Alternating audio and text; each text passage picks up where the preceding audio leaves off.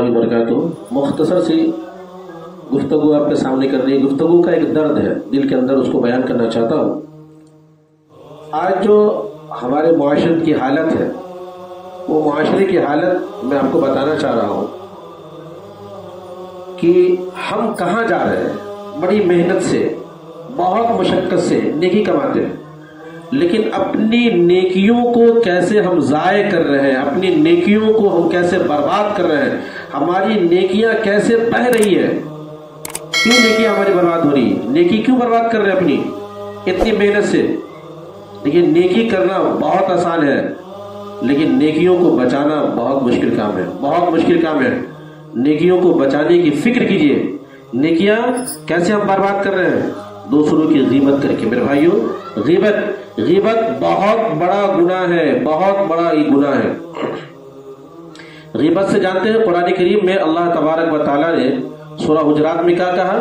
اَيُحِبُّ أَحَدُكُمْ أَن يَأْكُلَ لَحْمَ أَخِيهِ مَيْتًا فَكَرِهْتُمُوهُ.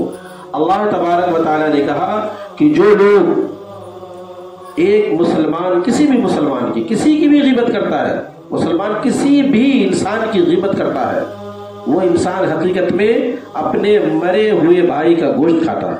کیا کھاتا ہے؟ ایک انسان مر جاتا ہے آپ کے گھر میں, یا کوئی بھی ایک انسان مر جائے, اس کا گوشت کھانے کو دیا جب کھائیں گے, اللہ خود جواب دے فَكَرِهْتُمُوهُ, تم کراہت کرو گے, تم ناپسند کرو گے, پھر کیوں کھاتے ہیں, پھر کیوں غیبت کرتے ہیں؟ اور غیبت کرنا اتنا بڑا گناہ ہے. حدیث میں الغیبت اشد من الزنا, کہ غیبت یہ زنا سے بڑا گناہ ہے. میں پرموٹ نہیں کروں کہ زنا ہلکا, زنا خود بہت بڑا گناہ ہے, لیکن زنا کا تعلق اللہ رب العالمین سے, حقوق اللہ سے ہے. لیکن غیبت کا تعلق حقوق العباد سے ہے. جب تک بندہ جس بندے کی غیبت کر رہا ہے وہ معاف نہ کرے, اللہ رب العالمین کبھی معاف نہیں کریں گے, کبھی معاف نہیں کریں گے. اس لیے غیبت سے بچیے. عام طور پہ لوگ کہتے ہیں کہ میں غیبت تھوڑی نہیں کر رہا ہوں, اس کے اندر جو عیب ہے میں اسی کو بیان کر رہا ہوں, کہ غیبت تھوڑی ہے.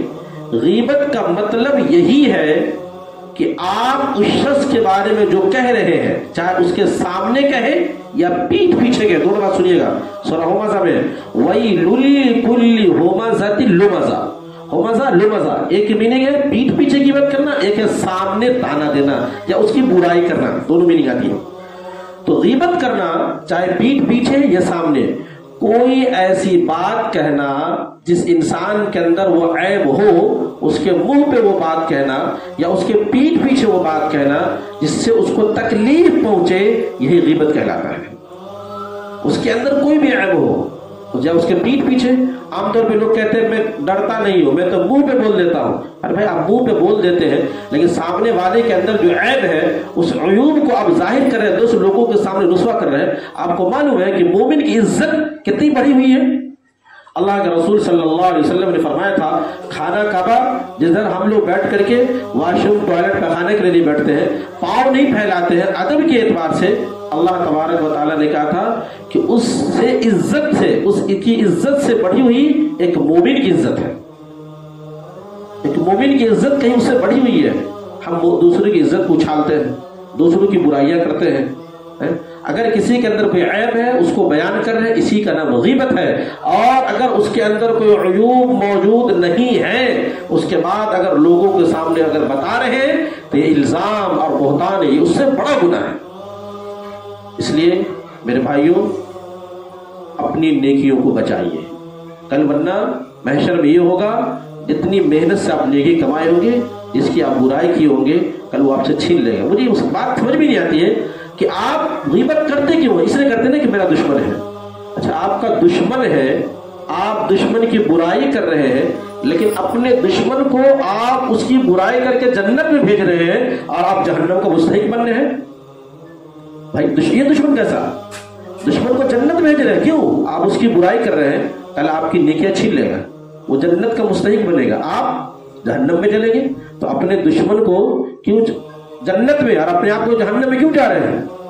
اس لیے کسی کی برائی مت کریے, کسی کی غیبت مت کریے, یہ بہت بڑا گناہ ہے. اللہ کے رسول صلی اللہ علیہ وسلم نے ارشاد فرمایا, تم دو چیزوں کی ضمانت دو, گارنٹی دو, ایک زبان کی, ایک اپنے شرمگاہ کی. اس کی تم اگر ضمانت دے دو اس کا صحیح استعمال کرو گے تو میں جنت کی تجھے ضمانت دیتا ہوں کہ جنت میں تم جاؤ گے۔ تو یہ زبان بہت خطرناک چیز ہے، بہت ہی، ایک لفظ انسان زبان سے کلمہ پڑھتا ہے مسلمان بن جاتا ہے، اسی زبان سے انسان اگر ایک ایسا کفریہ لفظ بولتا ہے وہ کافر بن جاتا ہے۔ ایک زبان سے انسان جب میاں بیوی میں رشتے ہوتے ہیں ایک جملہ کہتا ہے میں نے قبول کیا، دونوں میں رشتے میں دونوں کے درمیان رشتہ پیدا ہو جاتا ہے، ایک جملہ بولنے سے طلاق کا دونوں میں جدائی پیدا ہو جاتی ہے۔ اس لیے زبان بہت قیمتی چیز ہے، اس کا صحیح استعمال کیے۔ حضرت ابو بکر رضی اللہ تعالیٰ عنہ کے بارے میں آتا ہے کہ زبان کو یوں پکڑ کے مروڑا کرتے تھے، کہتے ہیں زبان تو صحیح سلامت رہنا، تو صحیح سلامت رہے گی تو سارے جسم صحیح سلامت رہیں گے، تو بگڑ گئی تو سارے جسم بگڑ جائیں گے۔ اس لیے زبان سے انسان اکثر غیبت کرتا ہے اور غیبت کرنے کی وجہ سے اکثر لوگ جہنم میں جائیں گے۔ اس لیے غیبت سے بچیے، کسی بھی انسان کی غیبت نہ کیجیے، ایذائے مسلم ہے کسی کو تکلیف مت پہنچائیے ورنہ کل آپ کی نیکیاں وہ چھینک دے گا۔